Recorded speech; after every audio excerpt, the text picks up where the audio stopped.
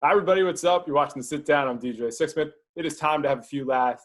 Heather Land is here with us. Perfect tennis, her new book, The Truth About Things I'm Not and Never Will Be. Love that title, Heather. How are you? Thanks. I'm doing great. Thanks for having me today. So what was it like putting this book together? You've been making people laugh for a really long time. What was it like putting in the book and really just, thinking things out here? Yeah, it was really fun. This is my second book, and it really mirrors the first one, just in the sense of this being a real lighthearted comedy book, obviously a humor book with kind of standalone essay chapters just about, a lot of nonsense and growing up in the South. And pretty much just translated this Southern drawl onto paper. So it was light and easy and a lot of fun. So Heather, you grew up in the South. You have this really specific comedic sense of humor. How did your personal experience shape you and create your comedy? I think that growing up, it was either, laugh or cry sometimes. I think, maybe a little bit of trauma led to a little bit of humor. Really, I think probably the key has been not taking myself too seriously. That's actually been a challenge for me. So humor has been, just the avenue that I took to kind of get out of that. And it's really translated in my grown-up years.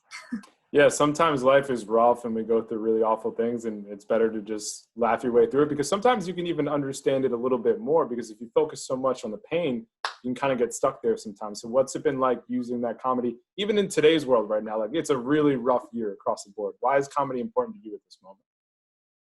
Right. That's a great question. I think, well, number one, because we don't have enough to enjoy right now. There's not quite enough to laugh about these days. So we kind of, have to make lemonade out of lemons. And, I just think that's the key. I think the key is taking what you've been given and kind of turn it around and find the funny in it. That's really, I think it also not only gives us a way to cope, but I think it also allows us to be honest with what we're going through. And everybody needs to hear that. Yeah, amen to all that. How about the I Ain't Doing It videos? Those are super funny. How did those get started, and what's it been like building those out? So I Ain't Doing It was the best accident I've ever had in my life. I was newly divorced. I was a couple of years out of divorce, and I had been in ministry my whole life, in church ministry, leading worship. And at this point, I had to get a big girl job. And so I was working an administrative assistant, an administrative job from 8 to 5 every day. And I was making dumb Snapchat videos with my friends. My kids introduced me to Snapchat. I'm sure they're regretting that at this point. But my friends and I just were making dumb videos.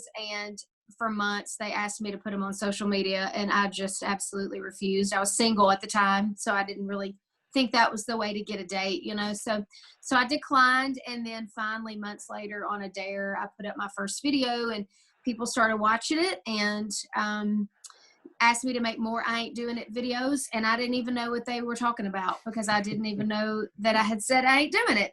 But sure enough, I did. So I made a few more, and long story short, they went viral, and I quit my job and am a stand-up comedian. So that's the short version. What do your kids think of your comedy? Do they find you funny? Absolutely not. They think I am 100% an idiot. My son, he's 17, a senior in high school, and he cannot believe this is a career choice, and he can't believe that people pay money to watch me on stage. He's continually dumbfounded. So when did things start to really pick up for you? Because it's one thing for the videos to start, it's one thing for them to go viral. It's a whole another thing to make a career out of this and lose a steady job and leave a steady job. So how does that all change for you? Right. So while I was working this administrative job and making videos, all of these fans, I had to start a fan page to get people away from my personal page, and I was very reluctant to do that. But a month to the day I started it, it was at 1 million people. This was on Facebook. It's at almost 3 at this point, but it was at 1 million people in the first month, and everybody wanted t-shirts. And I'm like, I'm not a t-shirt maker, but I'm going to figure it out. So we kind of threw out a line to see how many people would be interested in that.